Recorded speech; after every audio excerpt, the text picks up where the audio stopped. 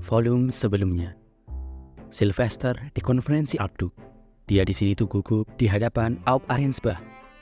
Karena di sini Aup Arensbach merasa kecewa Sylvester telah membatalkan pernikahan bangsawan. Yang akan dinikahkan itu adalah keponakannya Aup Arensbach. Tetapi yang lebih mengejutkan lagi bagi Sylvester adalah wanita di sampingnya. Biasanya Aup itu akan membawa istri pertama mereka, tetapi berbeda dengan Aup ini. Dia itu membawa istri ketiganya. Tidak lain dan tidak bukan adalah wanita yang selalu tajam ke Sylvester, Georgine. Dengan kata lain, Georgine di sini sudah mempunyai kekuatan politik yang cukup kuat atau sudah mulai mengakar di Arensbach. Dan Sylvester pun di sini sudah tak bisa apa-apa. Dia hanya bisa menerima pernikahan dari bangsawan Arensbach, yaitu Bettina menikah dengan Frieden, kakaknya Lawrence, dan Aurelia keponakannya Aup menikahi Lambrecht, kakaknya Rosmain. Georgine pun bisa pulang dengan ekspresi cerahnya, sedangkan Sylvester hanya bisa mendesah. Hokairi nasai, gosojin sama. Ojo sama kata, genki desu ka? Sembari para penonton semuanya menikmati teh yang telah tersedia, perkenankan saya di sini untuk menceritakan prolog dari light novel Honzuki no Kikokujo, Ascendance of a Bookworm, volume ke-17 atau part keempat, volume kelima. Setelah Sylvester sudah datang ke kastil Ehrenfest, di sini dia langsung mengumumkan ada 2 pernikahan. Hal ini langsung membuat ricuh kastil. Dan ketika kabar ini sudah datang ke Sidonius Gibe Wiltord, dia tentu langsung bahagia banget, excited, sampai dia itu nggak sabar untuk menulis surat undangan untuk pernikahan putranya tersebut. Tetapi hal yang pertama dia harus lakukan itu adalah mengabari Grausam, Gibe Gerlach. Wiltrod dan Gerlach itu dekat banget, jadi ordonannya Sidonius di sini itu terkirim dengan cepat. Dan di sini posisinya Grausam, Gibe Gerlach itu baru makan malam. Jadi kedatangannya ordonan itu sangat menarik perhatian karena biasanya ordonan itu digunakan untuk mengirim informasi darurat. Burung tersebut pun mengatakan tentang pengumuman bahwa Aup Ehrenfest telah mengizinkan pernikahan antara Frieden dengan Bettina. Di sini itu disambut bahagia oleh keluarganya Grausam, tetapi ada satu orang yang mempertanyakannya. Ini beneran terjadi? Matthias di sini kan tahu ya bahwa politik di kastil itu sedang tidak stabil ya. Padahal pernikahan itu sempat ditolak oleh Aup Ehrenfest, tapi kenapa dia itu seperti menelan ludahnya sendiri sekarang? Ditambah lagi di sini Matthias tahu bahwa wilayah Arensbach itu adalah wilayah yang sangat besar tapi kekurangan mana. Jadi bagaimana bisa wilayah yang seperti itu malah mengirimkan wanita bangsawannya ke Ehrenfest? Yang pada akhirnya di sini keluarganya Matthias itu menyiapin hadiah lalu pergi ke Wiltord. Di sini itu Matthias sambil merenungi kegelisahan dalam hatinya gitu. Kenapa bisa para bangsawan di sekitarnya saat ini itu bahagia banget ketika ada wanita bangsawan Arensbach datang ke Ehrenfest? Matthias juga paham sih kalau misalkan Arensbach itu adalah kadipaten besar dan itu berbatasan dengan Gerlach dan dekat dengan Wiltord. Tetapi itu bukan alasan untuk mereka itu sangat memuja-muja para bangsawan Arensbach. Ditambah dia di sini tuh dapat kabar kalau Arensbach di sini tuh juga kebingungan dalam memilih siapa Aup berikutnya. Karena di sini kan ada perebutan antara Ditlin, anaknya Georgine, dan Letizia. Sekalipun di sini Ditlin itu lebih diuntungkan karena dari umurnya dan juga kadipaten rumahnya Georgine itu meningkat rankingnya. Akan sedikit masuk akal apabila di sini Ditlin itu yang akan menjadi Aup berikutnya, sehingga Grausam di sini mau mendukung Arensbach. Sekalipun di sini Matthias itu punya feeling bahwa bukan itulah alasannya. Matthias di sini itu juga merasa miris ya ketika dia mengingat bangsawan di sekitarnya dibandingkan dengan bangsawan yang ada di Royal Academy, para siswa yang di sana itu sedang bersatu untuk bisa menyebarkan tren Ehrenfest dan juga bareng-bareng untuk meningkatkan peringkatnya Kadipaten Ehrenfest. Sedalam apapun dia berpikir sekarang, tapi Matthias merasa belum bisa menemukan jawaban yang memuaskannya. Dia di sini tuh sampai ke tempat Wiltord. Dia disambut oleh keluarganya Sidonius. Matthias memberikan selamat kepada Lawrence atas pernikahan kakaknya. Tapi entah mengapa di sini Grausam itu meminta anaknya untuk ke tempat pelatihan. Dengan wajah kecewanya, dia sini itu menyinggung betapa lemahnya Matthias dibandingkan Cornelius dan Angelica. Grausam itu tahu karena dia itu datang pada turnamen antar kadipaten dan dia menyadari hal itu ketika melihat turnamen Dieter. Kekesalannya Grausam di sini itu terlihat karena bagi Grausam keluarganya itu sebenarnya udah pantas dianggap Art Nobel. Itu semuanya karena Gabriel, neneknya Sylvester ketika datang ke Ehrenfest menikahi Aup Ehrenfest. Salah satu pengikutnya itu menikahi Gibe Gerlach. Hal itu sebenarnya ada 2 kemungkinan ya. Yang pertama keluarganya Gibe Gerlach memang kapasitas mananya itu memang sudah setara Art Nobel. Atau karena menikahi pengikutnya Gabriel itu akhirnya kapasitas mananya Gibe Gerlach di sini itu meningkat. Keluarga Mat Nobel bisa menjadi keluarga Art Nobel itu syaratnya ketika keturunannya itu mempunyai kapasitas mana setara Arch Nobel. Jadi misalkan di sini itu keluarganya Grausam atau anak-anaknya itu mempunyai mana selevel Arch Nobel, hal itu memungkinkan keluarganya Grausam di sini itu meninggal menjadi Arch Nobel. Itulah yang membuat Grausam di sini itu sensitif dengan perbedaan mana antara Matthias dengan pengikutnya Rosmine. Matthias di sini hanya bisa menjawab kalau itu semuanya karena kompresi mana Rosmine. Yang meningkat itu bukan hanya Cornelius dan Angelica, tetapi semua keluarga Archduke dan para pengikutnya itu kapasitas mananya meningkat pesat. Grausam di sini itu skeptis banget. Dia benar-benar merendahkan itu hanyalah metode kompresi mana rakyat jelata aja. Mendingan dia di sini itu menggunakan kompresi mana yang cocok untuk mereka, yang cocok untuk bangsawan. Dalam hati Matthias di sini itu bertanya-tanya jika memang dia merendahkan kompresi mana itu, tapi kenapa di sini Archduke itu sampai memungut biaya untuk belajar kompresi mana itu? Dan dia tahu betul betapa depresinya para siswa faksi Veronica di Royal Academy karena mereka di sini nggak bisa belajar kompresi mana tersebut hanya karena perbedaan faksi. Matthias di sini itu biasanya tenang ya, tapi kali ini dia udah nggak bisa menahan diri. Dia itu dengan frustrasi ngomong sama ayahnya, jika memang dia merendahkan kompresi mana ini hanya karena dari rakyat jelata, pasti dia punya metode kompresi mana yang lebih baik kan? Balasan Grausam di sini dia punya gitu, tapi dia harus punya izin sama tuannya dulu. Dia bilang tuan di sini itu lady, berarti tuannya di sini wanita. Yang membuat Matthias bertanya-tanya lagi, siapa tuannya tersebut? Sidonius di sini itu setuju dengan omongannya Grausam. Dia juga memuji tubuhnya Grausam yang kelihatan lebih berotot. Grausam di sini itu dengan pede, tentu saja gitu, karena dia di sini itu harus siap kapan saja ketika tuannya di sini memberikan perintah kepadanya. Lalu Grausam di sini itu pun ngomong sama Matthias, kalau misalkan dia mau belajar kompresi mana ini, dia harus memperkuat tubuhnya dulu, sehingga dia di sini tuh meminta Matthias untuk latihan. Dan di sini Sidonius juga meminta Lawrence untuk menemaninya.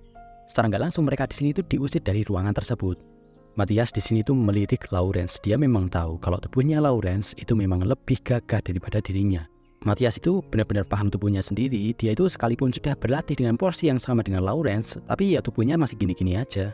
Matthias dan Lawrence mulai mengobrol. Kelihatan kalau Lawrence di sini tuh berharap banget dia juga diberikan teknik kompresi mana yang digunakan oleh orang tuanya. Lalu mereka ngobrolin siapa lady yang dimaksud oleh ayahnya tadi.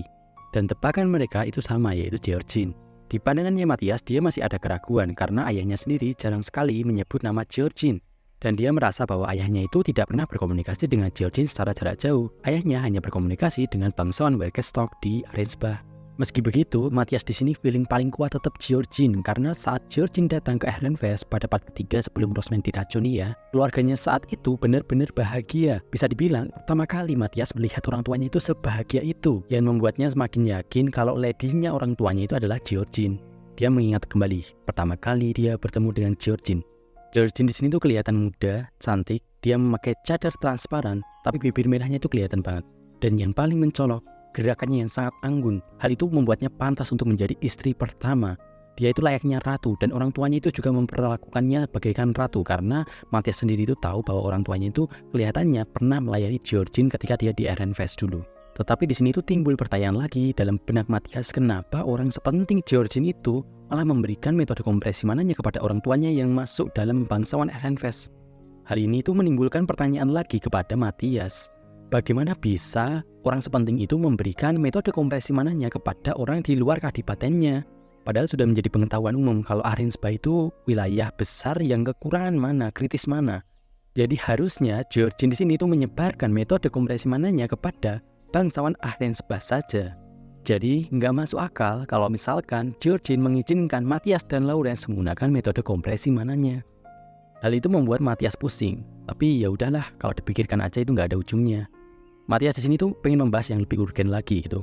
Kenapa di sini para kesatria Gerlach dan Wiltrot itu mulai ada banyak pelatihan gitu. Lawrence juga sadar tentang hal itu. Matthias di sini tuh jadi cemas sendiri. Kenapa Gerlach dan Wiltrot melakukan banyak sekali porsi latihan daripada biasanya? Di mana hal ini pernah terjadi sebelum penculikan Charlotte. Matthias di sini tuh jadi pengen mengabari Aub terkait dengan kegelisahannya itu. Lawrence di sini tuh langsung menimpali kalau hal itu akan sangat sulit. Mereka posisinya masih anak-anak dan juga ayahnya di sini juga nggak akan memaafkan mereka jika mengabari hal itu. Matthias di sini tentu saja paham dengan kekhawatirannya Lawrence yang nggak pengen terlibat dengan Aub. Tetapi di sini Matthias ingat kejadiannya Roderick ketika dia mengikuti orang tuanya saja tanpa tahu apa-apa. Dia di sini tuh akhirnya mendapatkan hukuman. Jadinya ya Matthias di sini tuh nggak ingin asal mengikuti orang tuanya aja gitu. Dia yang dapat hukuman dimana dia itu nggak tahu apa-apa kan nggak banget kan. Di sini memang Matias itu nggak punya pilihan untuk menjadi faksi apa, tapi setidaknya dia itu melakukan sesuatu yang sesuai keinginannya sendiri. Dan jika harus memilih seorang tuan, maka itu adalah pilihan dari hatinya sendiri. Matias yang tidak bisa mengatakan kecemasannya ini kepada Aub, dia pun terpikirkan dengan Rosmind. Ketika dia mengamati di Royal Academy, dia mengakui bahwa Rosmind itu kemungkinan mempunyai potensi paling tinggi untuk menjadi Aub. Hanya saja pernikahannya kali ini itu mengunci Rosmind menjadi istri pertama. Namun, sekalipun dia menjadi istri pertama, kemungkinan Ehrenfest akan tetap berpusat kepada sekitar Rosmind. Yang dia di sini itu melihat secercah harapan terhadap Ehrenfest. Dan di sini Matias nggak ingin ayahnya itu menghancurkan itu semuanya. Dan dia yakin apabila dia bercerita kepada Rosmind, Matias percaya bahwa Rosmind akan mempercayainya juga. Tapi kondisi saat ini itu tidak memungkinkan untuk Matias untuk menyampaikan informasi ini. Kenapa Matias di sini itu cemas banget, padahal hal buruk itu belum tentu terjadi. Balas Lawrence di sini dengan nyantai. Matias yang memelototi Lawrence, lengannya disilangkan. Jika ayah kita itu benar-benar merencanakan sesuatu, maka kita perlu bertindak. Kalau tidak, itu akan terlambat. Matias sudah merasakan bahwa ayahnya juga terlibat pada insiden Menara Gading, jadi nggak mengejutkan jika ayahnya terlibat pada penculikan Charlotte. Karena sebelum sosialisasi musim dingin, pas Charlotte diculik itu, ayahnya itu sering sekali bertukar surat dengan bangsawan Arrensbach. Lawrence, bukankah kita sebaiknya harus berjaga-jaga dan mempersiapkan jika sesuatu yang terburuk terjadi? Iya kan? Lawrence di sini tuh hanya tertawa gitu melihat sikap Matiasnya ini. Dia itu benar-benar mirip dengan ayahnya, Grausam. Melihat Matias di sini tuh memperkirakan sesuatu ke depannya dan juga memikirkan plan-plan jika sesuatu yang buruk terjadi. Matias di sini hanya bisa membalas dengan cemberut. Dia di sini tuh benar-benar nggak suka dengan omongannya Lawrence itu. Oke sobat semuanya, itu tadi prolog dari Honshuki no Gyoujo volume 17 atau part keempat volume 5. Setelah membaca ini, aku di sini langsung senang gitu dengan karakter Matias di sini. Dia dari awal itu selalu mencurigai kondisi sekitarnya, terutama ayahnya. Perasaan gak nyaman selalu ada. Dia memberikan feel yang beda dengan karakter-karakter pada umumnya. Pada momen ketika Matias itu menyinggung siswa Royal Academy itu mengingatkanku pada short story-nya Harmut sebelum dia bertemu dengan Rosmind. Dia di sini tuh mengeluh gitu, bagaimana bisa para bangsawan itu sibuk dengan circle-nya sendiri. Malah mereka di sini tuh mengabaikan kemajuannya Ehrenfest. Detail story lainnya di sini itu Grausam itu kelihatan banget. Dia itu nggak percaya dengan Matias. Yang kemungkinan sadar juga gitu Matias di sini tuh nggak sepenuhnya setuju dengan Grausam. Yang membuat Grausam di sini tuh cuek banget dan merendahkan Matias. Padahal anaknya sendiri kan. Dan di sini ternyata Grausam itu belak-belakan menyebut Rosmind itu sebagai rakyat jelata di depan banyak bangsawan, salah satunya keluarganya Sidonius. Yang artinya semua faksi Veronica kemungkinan meyakini kalau Rosmind di sini itu hanya rakyat jelata saja. BTW aku itu sempat gak nyangka ternyata Matias di sini tuh gak begitu kenal dengan Georgine. Tapi jika memang seperti itu jadi make sense kenapa Matias di sini sempat ragu ketika menyebutkan kalau ladynya Grausam itu adalah Georgine. Dan kita tahu dari pandangannya Matias yang objektif ya, ternyata Georgine itu memang terhormat banget. Semua detail gerakannya itu nggak ada celahnya. Jadi jika dibandingkan dengan Sylvester, Georgine jelas lebih unggul. Dan jika bangsawan normal, jelas akan memilih Georgine sebagai Aub Ehrenfest. Jika dari pandangan bangsawan biasa yang acuh dengan rakyat jelata ya. Dan di sini sempat dibahas kalau pasukannya Gerlach dan Wiltord itu ada latihan khusus. Yang biasanya ketika starbinding kayak gitu, para pasukan itu nggak banyak kerjanya. Jadi teman-teman tahulah dimana ketika prajurit itu ada latihan intensif, tentu saja berarti ada sesuatu yang akan terjadi. Terutama melibatkan musuhnya Gerlach, tentu saja kubunya Rosmind dan Sylvester. Itu tadi tentang Matias yang dimana ternyata dia itu memutuskan sesuatu itu dengan objektif, tetapi juga dengan hati. Akal dan hatinya itu sama-sama kerja. Lawrence dan Matias itu ternyata menjadi kombo yang sangat melengkapi. Matias di sini itu tipe serius, dia memang dominannya pakai akal gitu ya. Sedangkan Lawrence di sini orangnya nyantai banget dan dia itu lebih sering pakai feelingnya dia atau dia itu mengambil keputusan berdasarkan apa yang paling menguntungkan. Gimana sobat semuanya terkait dengan prolog yang dibawakan oleh Matias kali ini? Kalian bisa cek gratis di Playbooks dan silahkan komentar reaksi kalian. Terima kasih.